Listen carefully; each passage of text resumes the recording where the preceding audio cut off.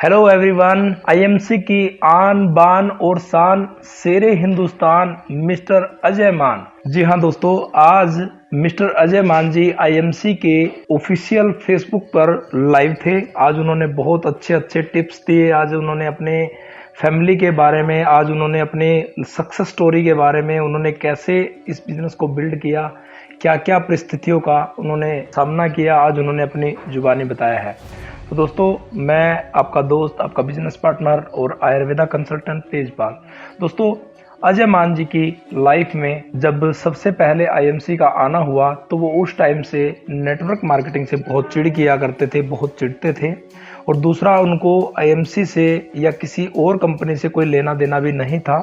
उनका जो एक छोटा सा ब्यूटी पार्लर की शॉप थी, उनकी मिसिज जो चलाती थी, वो उस पे उनका हाथ बटाया करते थे। अब जैसे जैसे उनके ब्यूटी पार्लर के ऊपर कुछ लोग ऐसे थे जो प्रोडक्ट वहाँ पे देने आते थे और कुछ ब्यूटी के प्रोडक्ट हुआ करते थे, तो उसी तरीके से कोई व्यक्ति उनको आईएमसी के कुछ प्रोडक्ट देने वहाँ पे आ गया। तो जैसे ही वहाँ पे प्रोडक्ट देने आए तो आईएमसी के उनको प्रोडक्टों पे विश्वास इसलिए हुआ क्योंकि वो बचपन से ही आयुर्वेद में बहुत ज़्यादा विश्वास करते थे। उन्होंने उस प्रोडक्ट को यूज़ किया, उनके प्रोडक्ट अच्छे लगे, तो उन्होंने जब दूसरी बार उनको प्रोडक्ट देने के लिए वो व्यक्ति आया तो उन्होंने उनको ये बताया कि हमारी कंपनी जो है, अगर 60,000 का कोई व्यक्ति प्रोडक्ट लेता है तो उसको एक टूर फ्री दे रही है। तो उन्होंने टूर के लालच में कहीं से पैसे अरेंज किए, क्योंकि पैसे उनके पास इतने नहीं थे। एक गरीब फैमिली से वो बिलोंग करते थे, रेंट पे वो रहते थे, तो दुकान के जरिए ही वो अपना घर बाहर चला रहे थे, क्योंकि उनका खुद का जो बिजनेस था वो लो कंडीशन में जा चुका था कि उनके बिजनेस को वो छोड़ चुके थे। तो उसके बाद हुआ क्या, उन्होंने 60,000 का कहीं से अरेंज किया और उन्होंने आईएमसी के प्रोडक्ट को लिया। और प्रोडक्ट लेने के बाद जब वो उस टूर पे गए तो टूर पे उन्होंने कुछ जो शख्स हैं, जो कंपनी के अंदर कुछ अचीवर थे, तो उन्होंने वहाँ पे बताया, स्टेज पे बोल रहे थे कि मैं 30,000 महीने का कमा रहा हूँ, मैं 40,000 महीने का कमा रहा हूँ, कोई 50,000 महीने का कमा रहा था, कोई 60 कमा रहा था। तो वहाँ पे उनकी आंखें खुली की खुली रह गई, क्योंकि वो इस बिजनेस करने के पर्पज से तो आए ही नहीं थे, सिर्फ प्रोडक्ट लेने के लिए और सेल करने के लिए आए थे कि थोड़ा बहुत प्रोडक्ट सेल कर लिया करेंगे, और ऊपर से उनको एक टूर फ्री मिल गया था।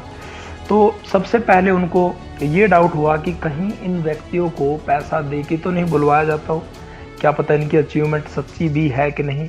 तो उन्होंने एक व्यक्ति से बात की कि भाई, तुम्हें पैसा दिया जाता है क्या इनको स्टेज पे ये चीज़ें बोलने के लिए। तो उन्होंने अपना खुद का जो स्टेटमेंट थी, जो चेक थे, वो सब दिखाए।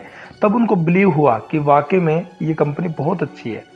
तो जब उनको बिलीव हुआ तो उन्होंने भाटिया साहब से ये भी बात पूछी थी, जब वो 60,000 का प्रोडक्ट लेने गए थे, कि सर क्या भरोसा है ये कंपनी आप भाग जाएगी, या क्योंकि अभी अभी स्टार्ट हुई है, क्या गारंटी है इसकी। तो उन्होंने कहा, भाई ये भागने वाली बात ऐसे है, आप हमारे को 60,000 रुपये दे रहे हो और हम बदले में 60,000 से ज़्यादा का प्रोडक्ट आपसे दे रहे हैं। मान लीजिए आज कंपनी भाग जाती है, आप काम नहीं करते हो, आपको तो आपके पैसों के प्रोडक्ट दे दिए गए हैं ना, और आपकी वैल्यू से ज़्यादा दे दी गई है।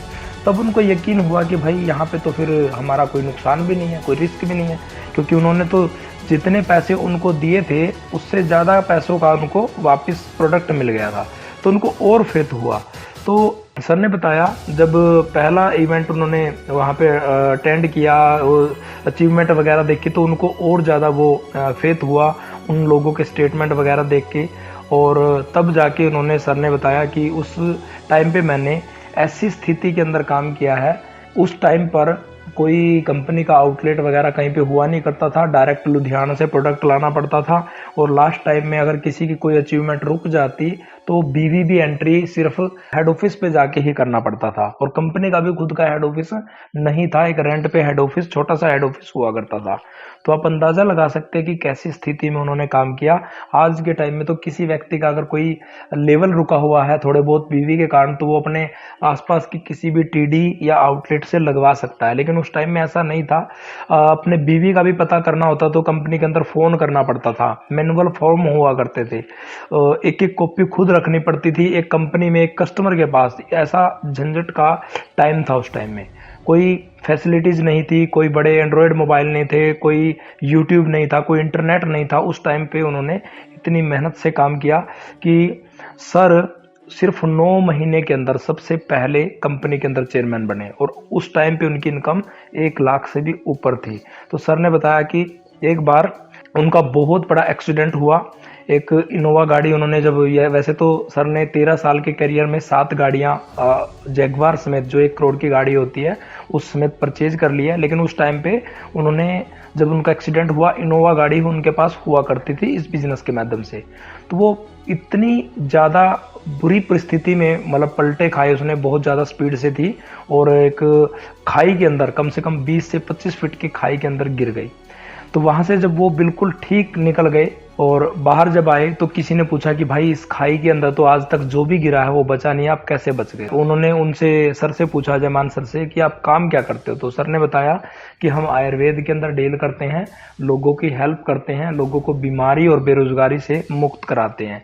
तो उस व्यक्ति ने कहा, तभी तो आप इस बहुत बुरी हालात में, टूटी फूटी गाड़ी में, इस इतनी गहरी खाई में गिरने के बावजूद भी आप बच गए, क्योंकि उन लोगों का आपके ऊपर आशीर्वाद है, उन लोगों का आपके ऊपर कर्ज था। सर ने अगर अचीवमेंट की बात करें, अभी गुड़गांव के अंदर 3 करोड़ का फ्लैट लिया। आप अंदाजा लगा सकते हैं दोस्त, 3 करोड़ का अगर कोई घर लेता है तो वो किस टाइप का होगा। आप उसको विजुलाइज कर सकते हैं कि उस घर के अंदर कैसी फैसिलिटीज़ होंगी, उस घर के अंदर कैसे बेडरूम होंगे, उस घर का कैसा मतलब एरिया होगा, फ्रंट कैसा होगा। तो आप विजुलाइज कर सकते हैं 3 करोड़ की जो सर ने फ्लैट लिया, घर लिया, कितना ज़बरदस्त होगा।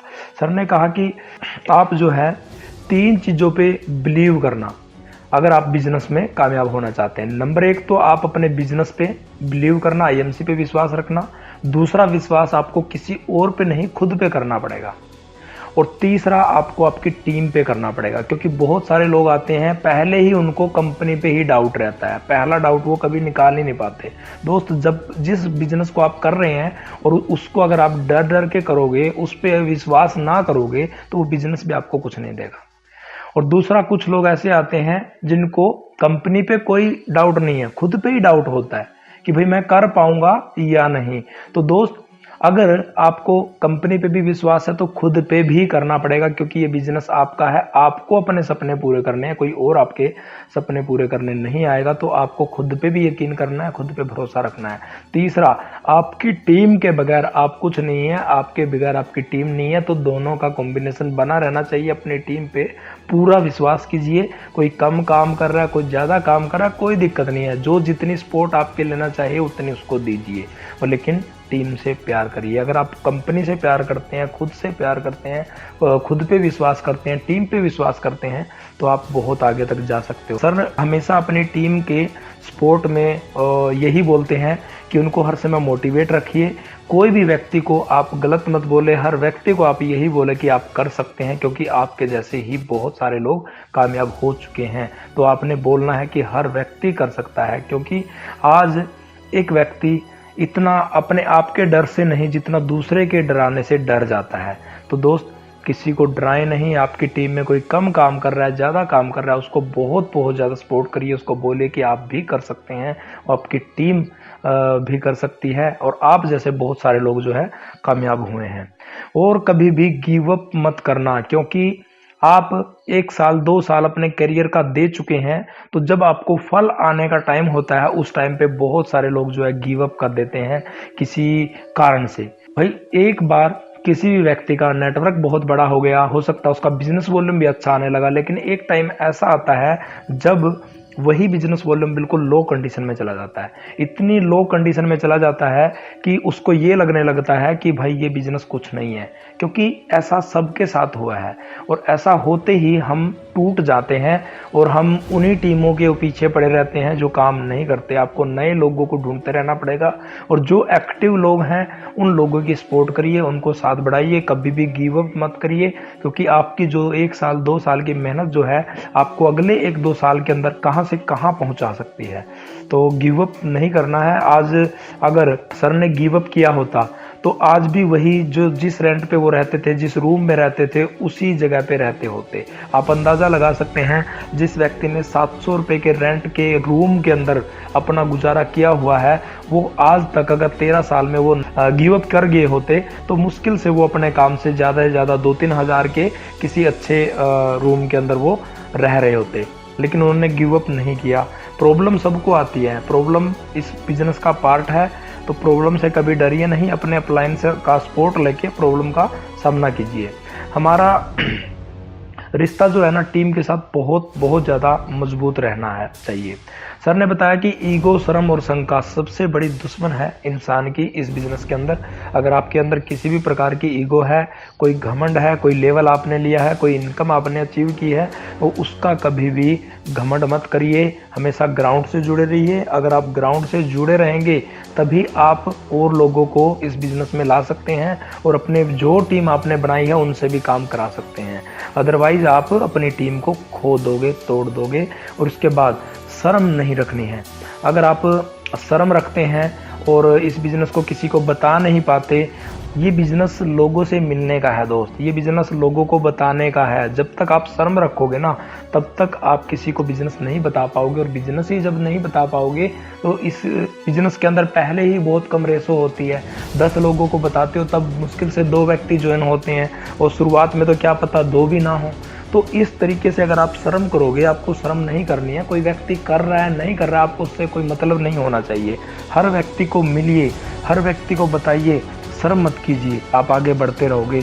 तीसरा, शंका नहीं करनी है। शंका आपने अपने आप पे, अपने टीम पे, अपने अपलाइन पे, अपने डाउनलाइन पे, अपने प्रोडक्ट पे, किसी चीज़ पे कोई शंका नहीं करनी। अगर आप ये तीनों चीज़ों को छोड़ देते हो, ईगो, शर्म और शंका, इनको दूर हटा के काम करते हो, तो आप बहुत कुछ अचीव करोगे। जिन लोगों को विश्वास नहीं होता अपने बिजनेस के अंदर, वो हमेशा धक्के ही खाते मिलते हैं। आपने देखा होगा, जो गिव अप कर देते हैं, जल्दी छोड़ देते हैं, या भी खुद पे विश्वास नहीं होता या कंपनी पे विश्वास नहीं होता, वो आज भी धक्के खा रहे थे और कल भी धक्के खाते रहेंगे, आगे कहीं और बदलेंगे तो भी धक्के खा रहे थे। ठीक है, तो आपको विश्वास रखना पड़ेगा। आपको विश्वास रखोगे तो आपको धक्के नहीं खाने पड़ेंगे, आपको अचीवमेंट मिलेगी। और सर ने बोला कि कोई 6 महीने टिकेगा, कोई 1 साल टिकेगा। लोगों ने उनको ये तक बोला कि भाई तू ज़्यादा दिनों तक नहीं टिक पाएगा, मुश्किल से 6 महीने टिक पाएगा, 1 साल टिक पाएगा। लेकिन सर ने एक कमिटमेंट किया था। सर ने एक बहुत ही ज़बरदस्त कमिटमेंट किया कि मेरी भी ये पहली कंपनी है और लास्ट भी यही कंपनी है।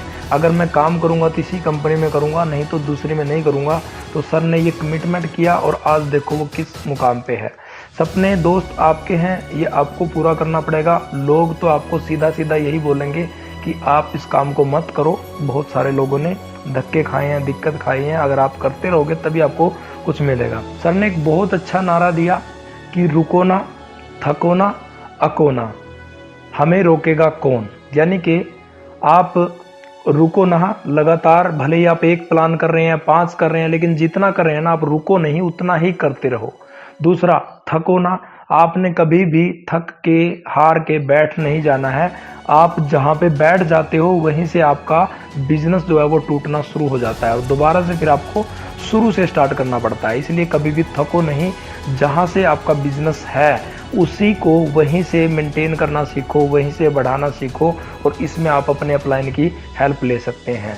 आगे बोला है सर ने अकोना, इस बिजनेस से यानी कि कभी भी रुकना, थकना और इस बिजनेस को कभी भी गिव अप करना नहीं है। इसमें आप बढ़ते रहोगे। और सर ने बताया कि हमको रोकेगा कौन। अगर आप लगे रहोगे तो आपको कोई नहीं रोक सकता।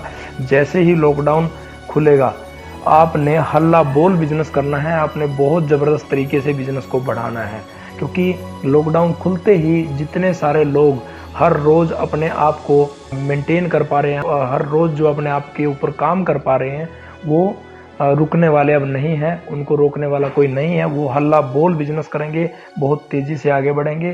तो दोस्तों, यहाँ तक ये ऑडियो सुनने के लिए आप सबका बहुत बहुत धन्यवाद। जय हिंद, गुड एमसी।